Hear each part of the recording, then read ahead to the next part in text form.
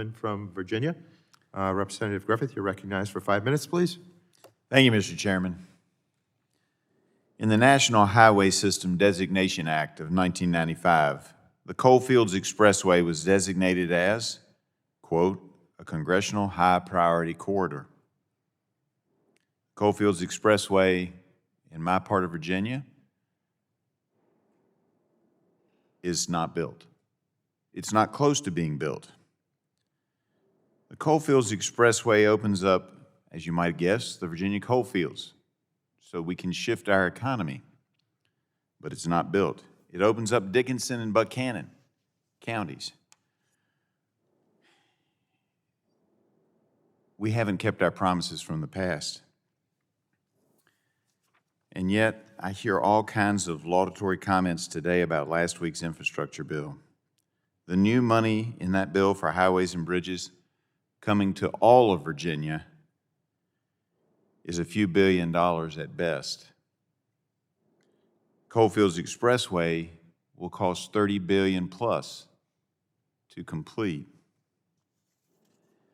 Now, we spent lots of money on new promises and funding rich folks to buy electric cars and all kinds of charging station money.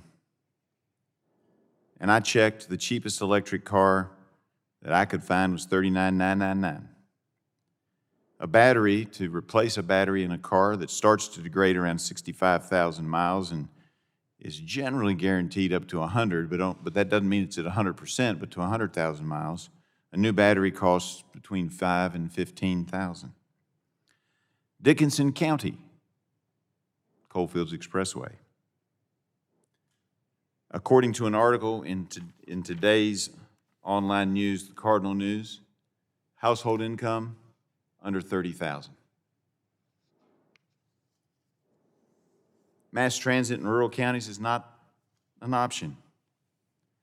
The folks I represent can't afford an electric car. Doesn't matter how wonderful it is. And when used ones come along, they're not going to be able to afford those either, because just a new battery will cost them $5,000 to $15,000. I know there are a lot of good intentions. And sometimes I think we live in two different worlds. Because Northern Virginia has 5 of the wealthiest counties in the country. But the part I represent, the whole area I represent, 29 different jurisdictions, including Blacksburg, Virginia, and Montgomery County, which has some wealth, and Roanoke area that has some wealth, the median household income is about $48,000, a little over $48,000. So, Dr. Switzer, I'm all for your recycling. Can you bring a plant to my area? Can you bring jobs to my area?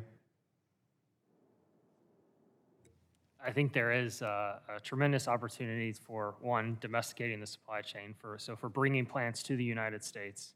I think those plants do come with thousands of jobs.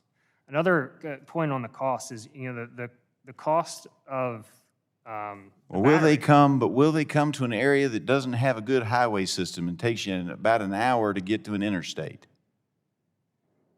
You don't have to answer that question. It was a rhetorical question. Let me get on to what I originally was going to talk about before I got fired up about folks thinking all of this was going to solve all the problems of the world. Would it make sense for you all to build in an existing plant, to expand an existing plant, or to retool an existing plant that's already there? Would that make some sense for you?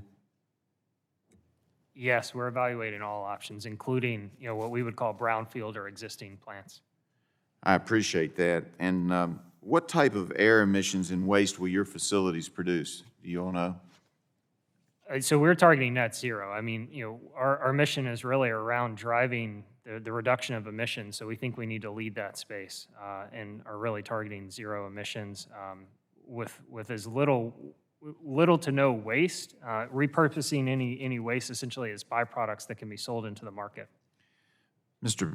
Pugliese, anything you want to add to what I've had to say in the questions I've asked Dr. Switzer? Yeah, so I do think that one dilemma we face is that, well, we have this aspirational goal. We need to move to technologies that are actually more cost-effective. cheaper than what we're using now. Because for large parts of our national economy, if transition to the fuels of the future mean their bills go way up, I think we're going to be very unhappy because they're going to resist these things. And when those fuel costs go up, it's going to cost the people in my district a lot of money, and it's not just a few pennies here and there, as some might feel, but it's real pain. I have to yield back. I appreciate all of you. Thank you.